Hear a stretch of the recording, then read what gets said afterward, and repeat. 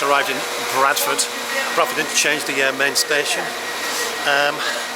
It's a bit rainy today despite having a horsebite ban in the city and in Yorkshire, but we're going to head now to the hotel, which is just around the corner, and hopefully see a little bit of Bradford. But yeah, welcome to Bradford Interchange, a place I know well because when I was a student I used to travel down here all the time so I could get to university and stay in my halls of residence. Let's go.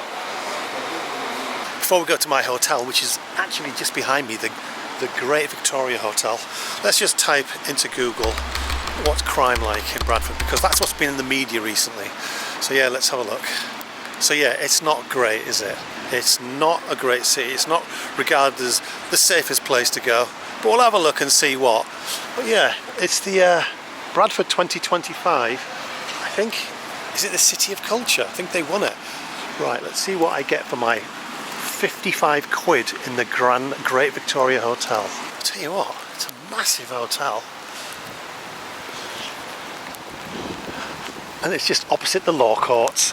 But this weather, the weather's been beautiful for the last week and it's going to be beautiful again tomorrow, but today, on my only day in Bradford, it's absolutely pouring it down.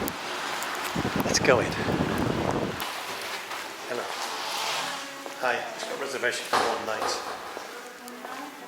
They're smart. It was actually only 47 quid, but because the lift's not working, I'm traipsing up the steps, and as a benefit of that, they said I could have a free breakfast tomorrow morning, so that's good. That's not Bradford, is it? That's Budapest. Well, let's see what we'll get for the cheapest hotel in Bradford.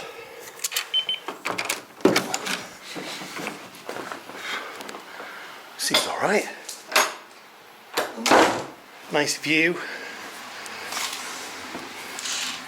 of rainy Bradford. Looks clean. That's not bad, is it, for £47.50? £47.50. Thank you, Bradford. Right, the rain stopped a little bit. Let's go and explore the law courts. What is it? I am not sure. Is it a leaf? I think it is. Right, let's head further into Bradford. Hopefully this rain will keep at bay. This building here is the famous St. George's Hall. Many a gig I saw in this place. This area here I'm in is completely regenerated. It wasn't like this when I was a student. I can't remember what was here, but it wasn't like this. But that magnificent building there is the town hall. That is a classic looking building, isn't it? I like all these wildflowers as well. Yeah, so back in, I think, 1989, I just finished my A-levels and we were looking for universities to do my degree, civil engineering, and one of the universities we looked at, and we got a train down, me and my mate Andy Graham, was Bradford. So we came here, had a look, and decided, yeah, let's do our degree in Bradford, at University of Bradford. The Tower of Now, built 2025, so Saad Qureshi, born in Pakistan, so he came up with this for the City of Culture. That looks really good. Unfortunately marred by this disgusting looking building next to it. This isn't very nice, is it? A bit of an eyesore. But over there is Jacob's Well pub, and that's the first ever pub that I had a pint in Bradford with my friend then when we visited University of Bradford for that day. We went in there and had a sneaky little beer. Just walked up a slight hill to the statue of J.B. Priestley, famous Bradfordian. I can't remember what he's famous for, but the University Library was named after him. And behind it, the IMAX. I'm going to head over here now to a great statue of Queen Victoria. Yeah, there she is, Queen Victoria, but this area looks so familiar to me. Yeah, the ice skating rink, I used to go there every now and again. There's a nice bar up there. We used to every now and again go for a show in the Alhambra, that's famous. It's all coming back, all my memories. Yeah, I lived in Bradford probably about, I don't know, 10 years, maybe more. Different places, 3 years as a student, 4 years as a student, and then working here until I moved elsewhere. There used to be some great bars along there. You get a good curry. Let's have a look at the War Memorial. Their names liveth forevermore. Looks like the Alhambra now is home to like tribute bands, Simon & Garfunkel tribute, Queen tribute, Coldplay tribute, even around here, a Beatles tribute. So that's what you can go and see if you come to the Alhambra for Bradford. I'm glad to see this building here. Looks like it's under refurbishment. It used to be the cinema, the old Odeon cinema. I think one of the biggest cinemas in the UK. I remember going, this is how long ago I lived here. I went there with an old girlfriend to see Kindergarten Cop with Arnold Schwarzenegger. How many years ago is that? I dread to think. But yeah, it's up and coming again. This is all new, the Leonardo Hotel. That looks quite new. And I know for a fact over there is all new. So let's go and see what's down there. So the rain has started to come down. There's an angry man walking along there. I don't know what's happened, but he's very angry. He's having a bad day in Bradford, shouting at someone. I don't know what's happened. But this is like, I think, was it Fountain Square or something like that? Right, while we're waiting for the rain to subside, let me give you a little bit of history about Bradford, or Woolopolis as it used to be called. So its name Bradford comes from Broadford, a like crossing over a river, and then it became famous with massive population growth during the Industrial Revolution. It had sandstone, it had coal, it had loads of sheep, so the wool industry really thrived. There was mills, there was textile factories. A load of immigrants came over from Germany, a lot of Jewish people, and they established factories and warehouses in an area of Bradford called Little Germany. I might try to pop over there later on. People came over from Ireland, then immigrants from places like Pakistan and Bangladesh started coming over. It's a hugely multicultural place, Bradford. But unfortunately, they haven't always coexisted in peace, as demonstrated by the Bradford riots, I think of, is it 2000 and 2005? I can't remember. I actually lived in Bradford during some of the riots, yeah. But since then, it's doing all right. It's not doing as well as its sister city Leeds. Leeds is thriving. Bradford, though, since it's got the 2025 UK City of Culture, it is doing better than I expected. It's nicer than I thought it would be, actually. I love that town hall. Look at all the kings and the queens all around the edge. Apparently it contains, or it's got representations of every king and queen of England, and including Oliver Cromwell as well. He's there somewhere. It is truly a magnificent building, and I did not appreciate it when I was a student. But this weather, oh my god, look at these poor pigeons, they're all getting soaked as well. Let's take refuge under Brown Muff. What a name. Oh god. Right, it's eased off a little bit. This part of Bradford was, or still is, I'm guessing, like the heart of the shopping district. This is where it was packed. I used to come here on a Saturday sometimes with my mates, and it was packed out. Not anymore. And this fabulous building is the old wool exchange, where the trading of all the wool that was produced in Bradford was made.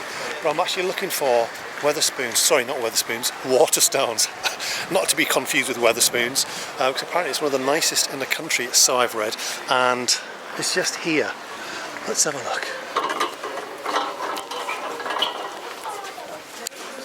Well, it has got a fabulous vaulted ceiling with some great, are they more kings?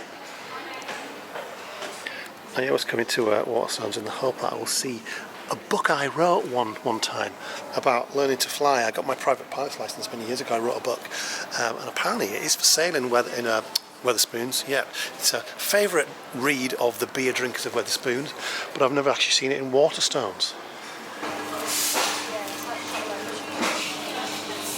Do you know what? I think I got it wrong before. I think this building here is the old wool exchange. Look at it, it's like a church. I think this is it.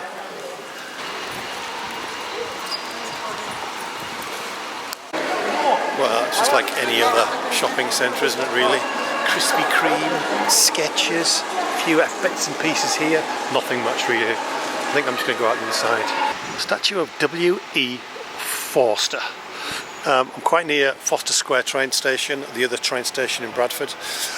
But he was an industrialist and politician, I think, and I think he had something to do with education. Was he the one who tried to get free school places for students, for kids back in the day? I think that might have been him. So earlier I mentioned the Jewish German merchants who came over to Bradford, settled in a place called Little Germany. Well, I think this is Little Germany, and here is Bradford Cathedral. Never ever been here before. Right, this is it inside, look at it. I'm only allowed 1 minute because they're closing up. But yeah, Bradford Cathedral. Beautiful, beautiful place. Literally just made it in time because he was about to say, sorry you can't go in. I said, come on please, let me have a look. He went, go on then for 1 minute. Nice friendly guy working in Bradford Cathedral. And just looking over there you can imagine the industrialisation. There'd have been chimneys poking out here. There'd have been the sound of clickety-clack loom going constantly. All part of Bradford's rich heritage. I just walked right up here. This is like where I used to go shopping. There was a Morrison's, it's not there anymore. But this is looking more run down. All boarded up there. This thing, City of Dreams on the top. So this is sort of like the Bradford I remember, but it's definitely run down. Yeah, this was the entrance to Morrison's. Damn it. A pub over there, the Star. I wouldn't say it was a regular haunt of ours. We certainly went in it. Not anymore. Manning's Musicals. Now, that shop has been there for years. We put an ad in there, me and my mate, for a drummer for a band, and we got a guy ringing us up, Ian Ondine, if you're watching this, and he joined our band. We played a few places around Bradford back in the day. This place here used to be a really grand, like the grandest curry house in Bradford. I can't remember what it was called, maybe Bombay Brasserie, but not anymore, it's all dilapidated. But over there is the mosque. It's quite nice, I like that grey dome. So this road here separates sort of central Bradford from an area of Bradford down that way called Manningham. When I was a student, it was, you know, one of the rougher places, and I think it still has got a reputation. So if you're visiting Bradford, maybe just avoid Manningham. Although it could have changed for all I know. Maybe it's a really nice place now. It probably is. But yeah, Manningham, we avoided that place. It's amazing just walking down here, like all these memories that I have of being a student in Bradford are just coming back. Like there used to be some, I'm pretty sure, like a dodgy nightclub down there that we used to go to. Me and my pal John, the guitarist of the band I was in. Yeah, it's definitely a trip down memory lane, this little walk. And another memory, me and my friend, the aforementioned John, we once busked here, we took our guitars down, and I think he sang, I was playing the guitar, and we made enough money to buy a couple of pints each. So yeah, result. Well, the sun's coming out now that I'm going to head back to the hotel. So that's it, Bradford. So right at the beginning I was saying about crime in Bradford because that's what I was made aware of. But actually, I've not seen anything. I know I've not been to the rougher parts of Bradford, like Manningham, which I mentioned, and a few other places. But the city centre still is renowned for a little bit of crime, but I haven't seen anything. I think it's fine to come here. So yeah, that's it. Goodbye from sunny Bradford.